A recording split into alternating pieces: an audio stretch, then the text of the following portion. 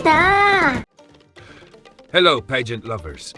Usap-usapan ngayon sa ilang Vietnamese pageant groups ang naging pahayag ni Mr. Nawat at Sara Grisil nang bumisita ito sa Pilipinas.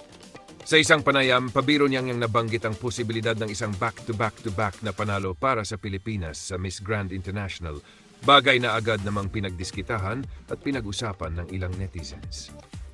Ayon sa mga kumakalat na posts, may ilang Vietnamese pageant fans na hindi umano natuwa sa naturang biro dahil para sa kanila ay tila masyadong maaga upang pag-usapan ang susunod na corona.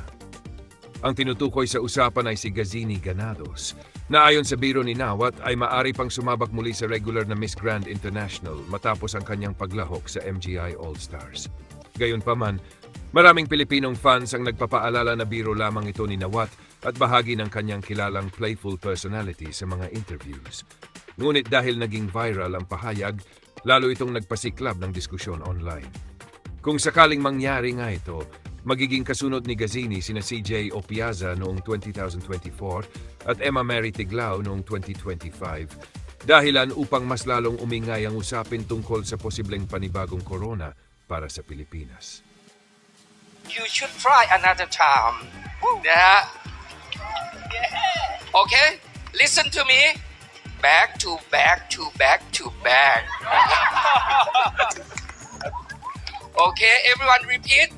Back to back to back to back. Oh my goodness, truly something to look forward to. The one and only ever in the world.